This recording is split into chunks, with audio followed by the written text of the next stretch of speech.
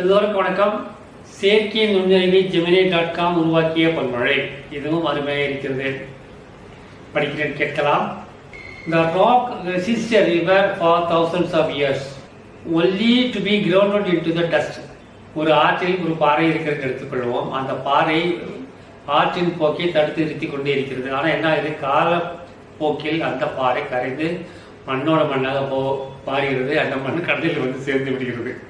அந்த பொன்மொழியும் மேலும் கூறுகிறது. But the river yields to every curve. ஆனால் ஆறு என்ன செய்கிறது, ஒவ்வொரு நெளிவு துளிவையும் சமாளித்துக் கொண்டு ஓடுகிறது. That cause the canyon. அது பல அழகிய தோற்றங்களை உருவாக்குகிறது. நான் இது கொஞ்சம் மீண்டும் மாற்றி சொல்வேன். ஆறுகள் பல நெளிவு சுழிவுகளை சமாளித்து ஓடுகிறது. அப்படி ஓடும்போது அதன் கரையில் உள்ள பல மக்களுக்கு ஏகப்பட்ட நன்மைகளை செய்கிறது. எவன் வளைந்து கொடுக்காமல் நிமிர்ந்து நிற்கிறானோ அவன் தாழ்ந்து விடுவான்.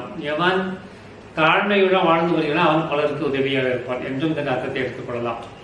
இதற்கும் இடம் கொடுக்காமல் இதற்கும் இணைந்து கொடுக்காமல் நேர நட்டமாக நிற்போவதால் எந்தவித பயனும் இல்லை. ஆனால் குனிந்து நிமிர்ந்து வேலை பார்ப்போவதால் எல்லோருக்கும் பயன் உண்டு என்று கூட இதற்கு ஒரு அர்த்தத்தை எடுத்துக்கொள்ளலாம். அருமையான பொன்மொழி. செயற்கை நுண்ணறிவு தானாகவே எனக்காக தயாரித்த பொன்மொழி. இந்த பொன்மொழி நீங்கள் வேறு எங்கே கேட்டாலும் கிடைக்காது. மீண்டும் கூறுகிறேன், பாறை ஆற்றின் நடுவில் இருந்து கொண்டு ஆற்றை எதிர்க்கிறது. எனவே அது கரைந்து மண்ணோடு மண்ணாக போய்விடுகிறது.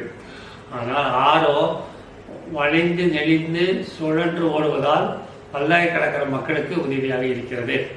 நமது மந்திரம்: அன்பே சிவம், அன்புடன் வாழ்வோம், கடமையை செய்வோம், எந்தனுடன் வாழ்வோம், எல்லோருக்கும் உதவி செய்வோம், எல்லாம் சுபமயம். நன்றி, வணக்கம்.